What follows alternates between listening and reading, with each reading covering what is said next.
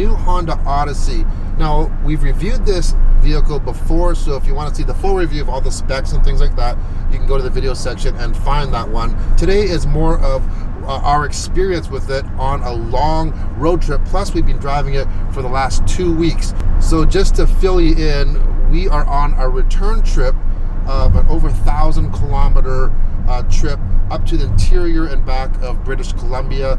I'm not sure if you can see this outside the windows though, but we have a real bad wildfire situation right now, so it's extremely smoky. You can smell it when you go outside, and yeah, it's hazy everywhere. There's helicopters flying around with water buckets trying to put out these bad wildfires. So anyways, we drove up to the Caribou, where we spent a few days up at a private lake, and it was great. It was over 500 kilometers going up to this lake. And if you're familiar with British Columbia, Canada, driving up here, you're going up the Coquihalla, you're going up very steep grades for long periods of time, and so that uses a lot of fuel or lack of fuel. Right now we're about 700 kilometers in, and we have used 9.8 liters per 100 kilometers. Now on the return trip, I'm thinking it might get a little bit better. We'll update you on the fuel economy when we're all done. But because on the way back, it's a lot of downhill. We did the climb getting up here. Now we're going to go downhill. Also, our fuel economy numbers could be better than what other people would get, but on the Coquihalla, for instance, for a long period of time, the speed limit is 120 kilometers an hour, and most of the time people are doing usually 130 or maybe even 140 kilometers an hour. So not the best speed for efficiency, but it's nice to get you there, especially with the two little ones in the back. Now, let's talk about driving this minivan and why I honestly think this is the perfect vehicle for this trip. I can't think of another vehicle that I'd rather have on driving over 1,000 km. First of all, it's a van.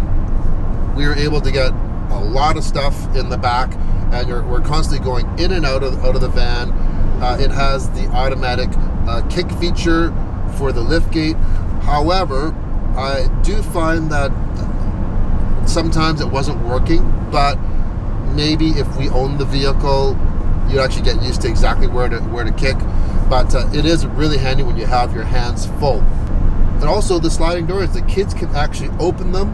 It's much easier, so they can get in and out themselves. Of course, it's not going to work if the car's actually in drive, so there's some nice safety features there. Then we get to what's making it really easy to do this trip. I'm sure Cynthia will agree. It's those rear screens and that DVD player, the Blu-ray disc player. We've been driving basically, over 1,000 kilometers, and it's 500K each way, and these little kids don't like super long trips, but it really helps having that. Also, with those headphones, you can select to have just the headphones on for the rear entertainment system, so that way they can listen to their movies or whatever they're watching, and we can listen to satellite radio or whatever we want to listen to. And if we want to check on them, there is a feature called Cabin Watch. So you go into your menu, hit Cabin Watch, and now we can have a look at what's going on in the back. It's color, it's a very wide angle, and even at nighttime it uses like an infrared, and you can see it. Total at nighttime, you can see everything that's happening, see if they're sleeping, if they're fighting, and if you want to talk to them, there's something called Cabin Talk. So you press this, and it's on their headphones. Hey girls, can you hear me right now? Yeah. Yeah? What are you guys doing back there? Watching. They're watching. Okay, they're probably getting irritated because when this is on, that's all they hear is my voice. But it's really good to be able to get their attention away, and it's better than even having no headphones at all. Also nice are those magic sliding seats. As you can see, they're both kind of centered with their seats pushed forward. This does have a center seat, but I've taken that out, so this way they could actually be closer. Also, I think that's a little bit safer just to have them away from the sides of the vehicles, just in case of a side impact. Yeah, really handy. If you don't need that middle seat, I'd take it out. Not only can you fit a lot of cargo when you fold that third row down, there's a lot of storage space in general all over the cabin. I really like that they really thought of, storage space, of course, in the middle console. That's a given. But even little pockets in the door panels, good for snacks, good for chips, good for everything. Connectivity, you have 2 USBs in the back. They're high-speed charging ports. In the front, you have one. You have Apple CarPlay, which is really handy for the navigation. Of course, this has navigation, but I prefer using my phone's navigation. It's just quicker because if we enter into a town, if I need to get fuel, I'll just basically ask Siri, where's the nearest gas station? And it's going to tell me.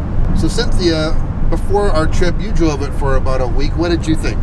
Yeah, it is definitely great with kids around, especially younger kids, and then they just hop in, hop out by themselves, and then they know how to press a button, close and open the doors, and and then it's in the city with tight parking spots. It is definitely very, very convenient that you don't have to worry about hitting other cars. Yeah, on that same note though, one thing I do wish that it has, of course, the backup camera. You can put different angles on it, but I wish it had the 360 bird's eye view camera that so many vehicles have. That would be one thing on my wish list. Another thing that I would like to see it have would be the kick feature for the side sliding doors. I know the Chrysler Pacifica has those, and I think this would be a great addition to that. But yeah, those sliding doors are huge. I know they're not new. Minivans have had them forever. But when you don't drive a minivan and you get into one with a family, I'm telling you, you really, really get to enjoy them. There's no door dings when they're opening the door. They're not swinging them open. It really is a game changer, even though they're old. So that's it for our little mini vacation review of the Honda Odyssey. Like I've said, minivans are seriously the most utilitarian, most practical vehicles you can own. This Odyssey has everything in spades. It's comfortable, it's safe, it's got all the safety features. Like I said, you can watch a full review for all of that information. If you're interested in the fuel economy, when we're finished our over 1,000K, it should be right down here. That's our actual fuel economy. But we're cruising right now at 135K, not the most fuel efficient speed.